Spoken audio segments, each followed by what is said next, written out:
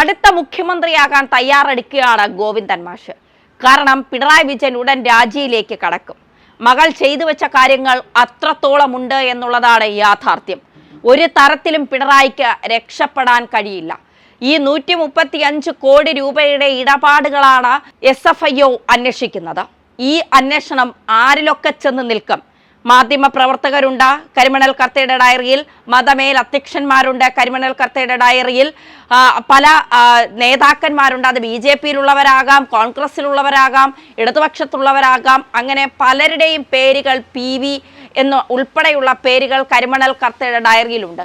ഇതൊക്കെ SFIO അന്വേഷിച്ച കൃത്യമായി കണ്ടെത്തിയാൽ അതാ പിണറായിയുടെ രാജിയിലേക്ക് തന്നെ നയിക്കും എന്നുള്ള കാര്യത്തിൽ സംശയം വേണ്ട. പണ്ട് ഉമ്മൻചാണ്ടി മുഖ്യമന്ത്രിയായിരുന്ന സമയത്ത് സോളാറുമായി ബന്ധപ്പെട്ട വിഷയം വന്നപ്പോൾ പിണറായി വിജയൻ പറഞ്ഞതാണ്, ഇത്രത്തോളം അഴിമതി ആരോപണങ്ങളിൽ മുങ്ങി നിൽക്കുന്ന ഒരു സർക്കാർ, ഒരു മുഖ്യമന്ത്രി രാജിവെച്ച പുറത്തു പോകുന്നതാണ് നല്ലതെന്ന്. അതേ സ്ഥിതി തന്നെയാണ് അന്ന് ഉമ്മൻചാണ്ടിയെ എത്രത്തോളം വാക്കുകൾ കൊണ്ട് പിണറായി ആക്രമിച്ചോ അതിൻ്റെ ഇരട്ടിക്കാണ് ഇപ്പോൾ പിണറായി അനുഭവിച്ചു കൊണ്ടിരിക്കുന്നത്. പക്ഷേ നമ്മുടെ പ്രതിപക്ഷം നല്ലവരായതുകൊണ്ട് അവർ ഇടതുപക്ഷവും പ്രതിപക്ഷവും തമ്മിൽ ഒരു അന്തർധാര സജീവമായതുകൊണ്ട് നമ്മുടെ പ്രതിപക്ഷ നേതാവ് പിണറായി വിജയനും കുടുംബത്തിനോടും ഏറെ സ്നേഹമുള്ള ആളായതുകൊണ്ട് തൽക്കാലം വലിയ രീതിയിലുള്ള പ്രതിഷേധങ്ങളൊന്നും ഇവിടെ കാണുന്നില്ല. മുഖ്യമന്ത്രി രാജിവെക്കണം എന്നുള്ള ഒരു വലിയ മുറവിളിയൊന്നും ഇവിടെ കേൾക്കുന്നില്ല. എങ്കിൽ പോലും പിണറായി വിജയൻ അന്ന് ഉമ്മൻചാണ്ടിയെ പറഞ്ഞതിനൊക്കെ ഇപ്പോൾ എണ്ണി അനുഭവിച്ചു കൊണ്ടിരിക്കുകയാണ്.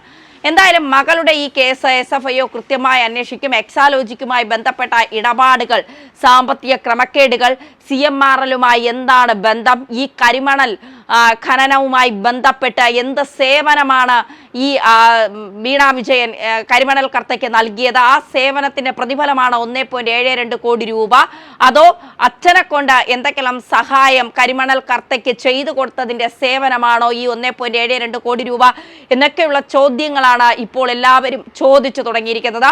ഇതൊക്കെ തന്നെയാണ് SFIOയും അന്വേഷിക്കുന്നത്. KSIDCയിലെത്തി അന്വേഷണം നടത്തി, CMRLെത്തി അന്വേഷണം നടത്തി. കൂടുതൽ ഗുരുതരമായ തെളിവുകൾ അല്ലെങ്കിൽ ഗുരുതരമായ കണ്ടെത്തലുകൾ കിട്ടിയിരിക്കുന്നത് CMRLിൽ നിന്നാണ്. പരസ്പര വിരുദ്ധമായ പല മൊഴികളും കിട്ടിയിട്ടുണ്ട്.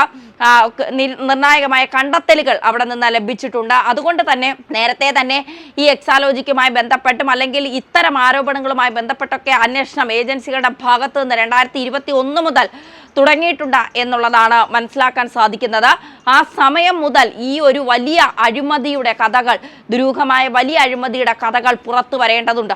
അങ്ങനെ അഴിമതി കഥകളൊക്കെ പുറത്തു വരുമ്പോൾ ഈ 1.72 കോടി രൂപയുടെ കാര്യം മാത്രമല്ല, 135 കോടി രൂപയാണ് ഇവിടെ CMRL എന്ന കമ്പനി പലർക്കായി നൽകിയിരിക്കുന്നത്. ഈ 135 കോടി രൂപയെക്കുറിച്ചാണ് SFIO അന്വേഷിക്കുന്നത്. ആ അന്വേഷണം എത്തി നിൽക്കുന്നത് ക്ലിഫ് ഹൗസിന്റെ പടിവാതിൽക്കലാണോ അതോ മറ്റെവിടേക്കെങ്കിലും ആണോ എന്നൊക്കെയുള്ളത് വരും ദിവസങ്ങളിലേ മനസ്സിലാക്കാൻ സാധിക്കും. അങ്ങനെ ക്ലിഫ് ഹൗസിന്റെ പടിവാതിൽക്കലാണ് 135 കോടി രൂപ യുടെ ഇടപാടുകൾ പകുതിയും നടന്നിട്ടുണ്ട് എന്ന് മനസ്സിലാക്കാൻ സാധിച്ചാൽ പിണറായി രാജിവെച്ച് മാറേണ്ടി വരും. അടുത്തത് പാർട്ടി സെക്രട്ടറിക്കായിരിക്കും സ്ഥാനം. എന്തായാലും ഗോവിന്ദൻ മാഷ് ഒരു മുഖ്യമന്ത്രി കുപ്പായം തച്ചുവെക്കുന്നത് നല്ലതായിരിക്കും. കാരണം പിണറായിക്ക് മറ്റാരെയും വിശ്വാസമില്ല. എന്ത് പറഞ്ഞാലും എന്ത് കാണിച്ചാലും കൂടെ നിൽക്കുന്ന ഒരാൾ ഗോവിന്ദൻ മാസ്റ്ററാണ്.